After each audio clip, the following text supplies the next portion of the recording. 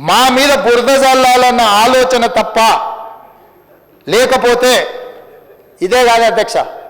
పోలీసులు 1,00,000 మంది పోలీసులు ఉన్నారు అధ్యక్ష. మనం ప్రశాంతంగా ఈరోజు నిద్రపోగలుగుతున్నాము, మన కుటుంబాలతో ప్రశాంతంగా ఉండగలుగుతున్నాం అంటే పోలీసు రక్షణ వ్యవస్థ ఉండబట్టే అధ్యక్ష.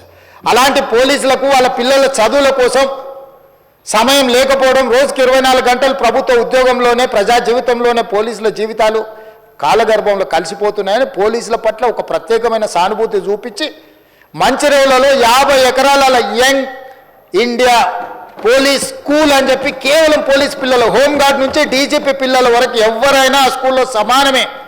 ఒక హోంగార్డ్ బిడ్డ అయినా డీజీపీ బిడ్డ అయినా ఆ యంగ్ ఇండియా పోలీస్ స్కూల్లో భారతదేశంలో సైనిక్ స్కూల్కి ఎంత ప్రతిష్ట ఉన్నదో నా తెలంగాణ రాష్ట్రంలో ఉన్న పోలీసులు వాళ్ళ పిల్లలు కూడా అంత ప్రతిష్ట కలిగిన చదువే కాదు స్పోర్ట్స్లో క్రీడలలో రాణించడానికి అవసరమైన అన్ని ప్రణాళికలు చేసి మంచిర్యాలలో 50 ఎకరాల స్థలాన్ని కేటాయించి కోట్ల రూపాయలు ఇచ్చి ఇవాళ పోలీసుల పిల్లల కోసం ఒక అత్యున్నత ప్రమాణాలతో కూడుకున్న ఎడ్యుకేషన్ ఇవాళ పోలీస్ పిల్లలకి ఇవ్వాలనుకున్నాం అధ్యక్ష.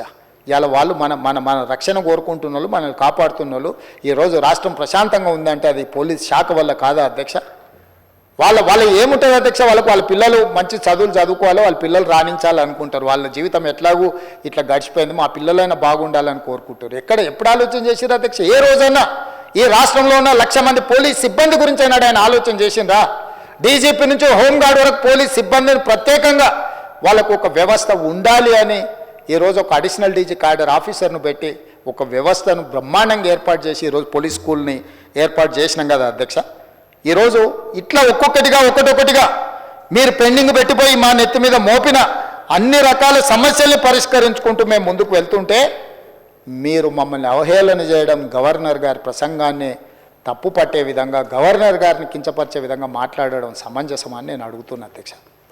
గవర్నర్ గారి ప్రసంగం ప్రభుత్వం యొక్క ఆలోచన విధానం, ప్రభుత్వం యొక్క భవిష్యత్ ప్రణాళిక. ఆ భవిష్యత్ ప్రణాళికనే గవర్నర్ గారు మాట్లాడతారు తప్ప గవర్నర్ గారు వారు సొంతంగా ఏం ఆలోచన చేయరు అధ్యక్ష. మంత్రివర్గ తీర్మానమే గవర్నర్ ప్రసంగం అని నేను చెప్పదలుచుకున్నాను అధ్యక్ష.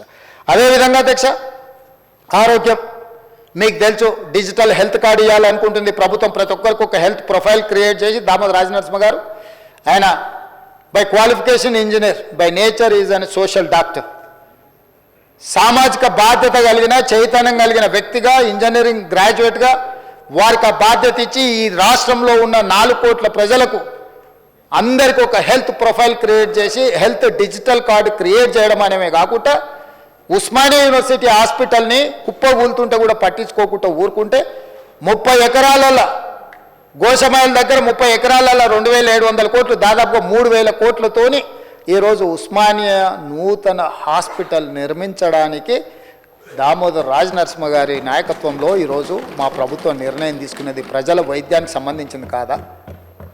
రాజీవ్ ఆరోగ్యశ్రీని మీరు నిర్వీర్యం చేస్తే ఆనాడు రాజశేఖర రెడ్డి గారు పేదవాడికి కూడా అపోలో, యశోద లాంటి కార్పొరేట్ హాస్పిటళ్లలో బాజాప్తా ఈ కార్డు తీసుకెళ్తే వైద్యాన్ని అందించే విధంగా తెస్తే దాన్ని నిర్వీర్యం చేసి కాంగ్రెస్ పార్టీకి పేరు వస్తే దాన్ని మూలకు పడేస్తే దాన్ని 10 లక్షల రూపాయలకు పెంచి ప్రతి పేదవాడి ఆరోగ్యాన్ని కాపాడే బాధ్యత మా ప్రభుత్వాన్ని మేము తీసుకున్న నిర్ణయం మొదటి 2 రోజుల్లోనే కాదా అని నేను అడుగుతున్నా అధ్యక్ష. అదేవిధంగా ఆ రాజీవ్ ఆరోగ్యశ్రీలో కూడా 163 మెడికల్ ప్రొసీజర్లను అదనంగా యాడ్ చేసి వాళ్ళందరినీ వివిధ రకాల డిసీజులు వస్తే కూడా వాళ్ళకు వైద్యాన్ని అందించాలి అని చెప్పి ఈరోజు మా ప్రభుత్వం నిర్ణయం తీసుకున్న మాట వాస్తవం కాదు అధ్యక్ష. మెడికల్ కాలేజ్ జీవోలు ఇచ్చి పోయింది అధ్యక్ష. 8 మెడికల్ కాలేజీలకు అడ్మిషన్లు కూడా ఇయ్యలే all India medical council. Damodar Rajanarasimha గారు మా అధికారులు పోయి ఢిల్లీలో కూర్చొని ఆ 8 మెడికల్ కాలేజీలకు అన్ని రకాలుగా రేషనలైజ్ చేసి కేంద్రం నుంచి అనుమతులు తీసుకొచ్చినాం అధ్యక్ష. ఎంతసేపు ఉన్న కేంద్రం మెడికల్ కాలేజీలు ఇవ్వలే అంటే నువ్వు అసలు లెటరే పెట్టలే, నువ్వు అడగనే లేదు. నీ తెలంగాణ రాష్ట్రానికి మెడికల్ కాలేజీలు కావాలని నువ్వు అడగనే లేదు. నువ్వు చేసిన తప్పిదాలను కప్పిపుచ్చుకోవడానికి మంది మీద నెట్టేసి ఒకటి కేంద్రం మీద, ఒకటి ప్రతిపక్షం మీద, ఒకటి పాలకపక్షం మీద, ఒకటి కాంగ్రెస్ పార్టీ మీద, ఊరి మీద, అందరి మీద నెట్టేసి నీ పాపాలన్నీ కడుక్కోవాలనుకుంటే రికార్డులు అక్కడ ఉంటాయి కదా అధ్యక్ష.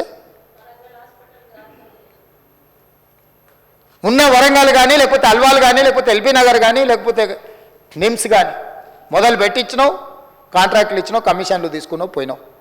ఇవాళ మేము వచ్చి కూర్చొని నిరంతరం కోమటిరెడ్డి వెంకటరెడ్డి గారిని ప్రతి నెల పర్సనల్గా విజిట్ చేసి సమీక్షించుకుంటూ ఈరోజు వాటిని వేగంగా పూర్తి చేసి జూన్ 2, 2025 లోపల ప్రారంభించాలని రాత్రింబగళ్ళు మా మంత్రి గారు ఎంబడి పడి ఈరోజు గ్రీన్ ఛానల్ వాటికి నిధులు ఇచ్చి పూర్తి చేసే ప్రయత్నం చేస్తున్నాం కదా అధ్యక్ష. ఇవన్నీ కనిపిస్తలేవా? వైద్యం పట్ల మాకున్న చిత్తశుద్ధి.